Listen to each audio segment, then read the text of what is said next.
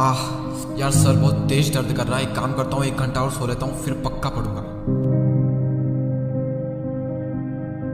Oh shit, 8 बज गए यार। 10 बजे तो मुझे अपने फ्रेंड से मिलने जाना है। और क्या भाई, कैसा है तू? चल वेब सीरीज देखते हैं। यार आज तो मेरी फेवरेट टीम का मैच है। आज का मैच मैं कैसे मिस कर सकता हूँ? आज तो मैं पूरा मैच देखूंगा। यार अब रात बहुत हो चुकी है। एक काम करता हूँ, सुबह उठकर पढ़ूंगा। अभी सो जाता हूँ। वेट वेट वेट वेट, सो जाना भाई, लेकिन उससे पहले ना मेरी एक वीडियो देख ले। इस पूरी कहानी में तूने किसको बेवकूफ बनाया? कौन पागल बना इस पूरी कहानी में? तुम खुद। और तुमने मास्टरी को अचीव कर लिया खुद को बेवकूफ साबित करने में। सच सच क्यों नहीं बोल देते कि मुझसे नहीं होती पढ़ाई, मुझसे नहीं उठा जाता सुबह जल्दी। मुझे मजा आता है IPL देखने में, मुझे मजा आता है फेसबुक व्हाट्सएप इंस्टाग्राम चलाने में, मुझे मजा आता है वेब सीरीज देखने में, मुझे मजा आता है दोस्तों के साथ टाइम पास करने में, घूमने फिरने में। पढ़ाई करते वक्त मेंटली एफर्ट लगाना पड़ता है, मेंटली पेन होता है जो कि मुझसे सहन नहीं होता। सच सच क्यों नहीं बोल देते अपने आप से, ताकि पता तो चले कि तुम्हारी औकात क्या है। देखो पहले तुम्हें डिसाइड कर लो कि तुम्हें पढ़ाई करनी भी है या फिर नहीं करनी है। अगर नहीं करनी है ना तो छोड़ो, लेकिन अगर करनी है ना तो फिर उसमें कोई बहाना नहीं। अपने आप से कहो जान लगा दूंगा आज।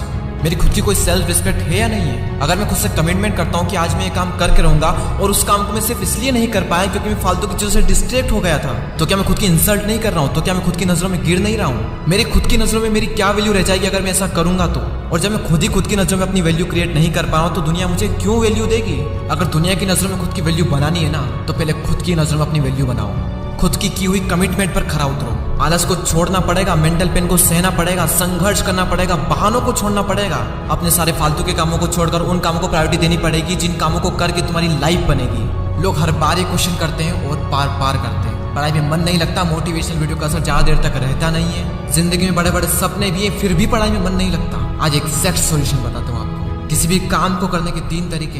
एक तो जब आप डरे हुए हो, यानी एग्जाम के टाइम, उस टाइम पर आप अपने सारे इंपॉर्टेंट कामों को छोड़कर भी पढ़ाई करते हो, चाहे मन लगे या ना लगे। और उसकी सिर्फ एक ही वजह है, वो है एग्जाम का डर।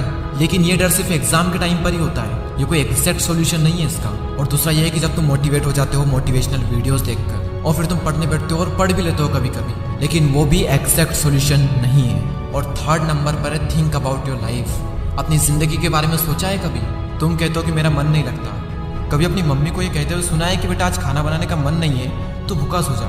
मम्मी खुद भूखा सो जाएगी, लेकिन कभी तुम्हें भूखा नहीं सोने देगी। कभी अपने पापा को बिना किसी वजह के ये कहते हुए सुना है यार आज मन नहीं लग रहा, आज काम पर नहीं जाता हूँ? जरा उनके बारे में तो सोचो एक बार। और अगर इतने सेल्फिश हो कि उनके बारे में नहीं सोच सकते, तुम अपने माँ बाप के बारे में भी नहीं सोच सकते, तो कम से कम खुद की लाइफ के बारे में तो सोचो कि कुछ करना भी है कि नहीं करना है। जब बड़े हो जाओगे तब भी माँ बाप के टुकड़े पर पलोगे, तब कैसा फील कर रहे होगे अंदर से तुम? और यह भी सोचो कि अगर आज तुमने थोड़ी सी मेहनत कर ली, खुद का कुछ नाम कमा लिया, कुछ इज्जत कमा ली समाज में, तो तुम और तुम्हारे पेरेंट्स कितना प्राउड फील कर रहे होंगे तुम पर।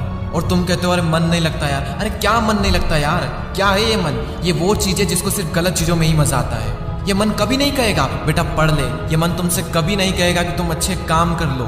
अगर मन के चक्कर में रह गए ना तो ये मन तुम्हें बर्बाद करके ही छोड़ेगा। समझ जाओ इस बात को कि ये जो मन है ना तुम्हें अंदर से खोखला कर रहा है, और ये तब तक खोखला करता रहेगा जब तक कि तुम अपनी बुद्धि को बीच में नहीं लाओगे, जब तक तुम अपने करियर के बारे में सीरियस नहीं होंगे, जब तक तुम ये ना सोचोगे कि मेरी फैमिली का क्या होगा अगर मैं ऐसा ही रहा तो।